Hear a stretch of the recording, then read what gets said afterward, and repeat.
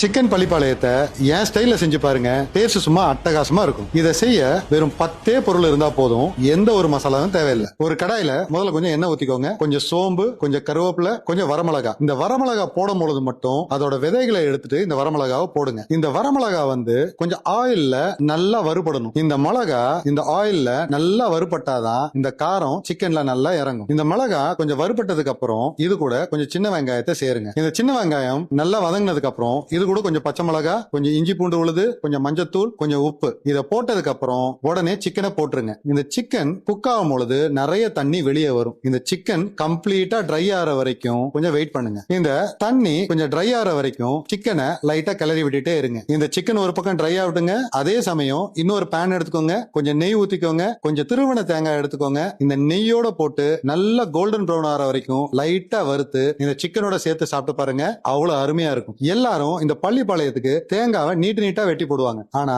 என் ஸ்டைல்ல கொஞ்சம் திருவண்ண தேங்காவை சேர்த்து பாருங்க. அல்டிமேட்டா இருக்கும். இது பள்ளிப்பாளையமா இருக்கட்டும், சுக்காவா இருக்கட்டும், ஒரு சின்ன ஹேக் மட்டும் சொல்றேன். இந்த காரம் கரெக்டா இருக்கணும்னா 1 கிலோக்கு 40 மிளகான்ற ஒரு கணக்கு மட்டும் எடுத்துக்கோங்க. காரம் பர்ஃபெக்டா இருக்கும். இதோட ரெசிபி வேணும்னா ரெசிபின்னு கமெண்ட் பண்ணுங்க.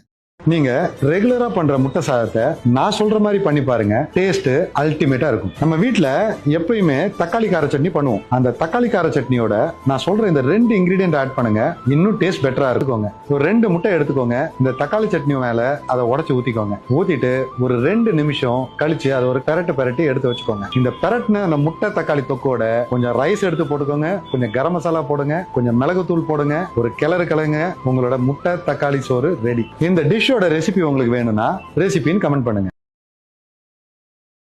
என்னங்க பெரிய தக்காளி சட்னி, தயிர் சட்னி சாப்பிட்டுருக்கீங்களா? இது செய்ய 10 நிமிஷம் போதும். டேஸ்ட்லயும் பட்டைய கலப்பு. இதை செய்யறதுக்கு கொஞ்சம் தயிர் எடுத்துக்கோங்க. இந்த தயிரை சூடான தோசைக்கல்ல போட்டோடனே தண்ணி தனியா பிரிஞ்சு வரும். இந்த டைம்ல ஒரு தக்காளிய 4 வெட்டிக்கோங்க. 4 வெட்டின தக்காளிய அந்த தோசைக்கல்ல போடுங்க. இது கூட ஒரு 3 காஞ்ச மிளகா, கொஞ்சம் பூண்டு, ஒரு பாதி வெங்காயம், இது எல்லாத்தையும் போட்டு அந்த தவாலியை ரோஸ்ட் பண்ணி எடுங்க. இந்த தயிர்ல இருக்க தண்ணி எல்லாம் வத்தினதுக்கு அப்புறம் இதை எல்லாத்தையும் வெளியே எடுங்க. ஒரு மிக்சியில போடுங்க. நல்லா அரைங்க. தேவையான அளவு உப்பு போடுங்க. கொஞ்சோண்டு தாளிப்பு போட்டு எடுங்க. சூப்பரான தயிர் சட்னி ரெடி. இதோட ரெசிபி உங்களுக்கு வேணும்னா ரெசிபின்னு கமெண்ட் பண்ணுங்க. தக்காளி சட்னியை நான் சொல்ற ஸ்டைல்ல செஞ்சு பாருங்க. நிறைய டிஷ் பேர் ஆகும். ஒரு 4 தக்காளியை கொஞ்சம் எண்ணெய் தடவி கத்திரிக்காவை நம்ம எப்படி சுட்டு எடுப்போமோ அதே மாதிரி சுட்டு எடுத்து வச்சிருங்க. இதுக்கப்புறம் ஒரே ஒரு வெங்காயம், இதையும் நல்லா நெருப்புல சுட்டு எடுத்து தனியா எடுத்து வச்சிருங்க. இது கூட ஒரு 4ல இருந்து 5 பச்சை மிளகாய் ஒரு கம்பியில குத்தி சுட்டு எடுத்து தனியா எடுத்து வச்சிருங்க. கடைசியா ஒரு 5 கார்லிக், இதையும் நல்லா எண்ணெய் தடவி சுட்டு எடுத்து தனியா வச்சுக்கோங்க. இப்ப இந்த சுட்டு எடுத்த அந்த 4 இன்கிரீடியன்ட்டோட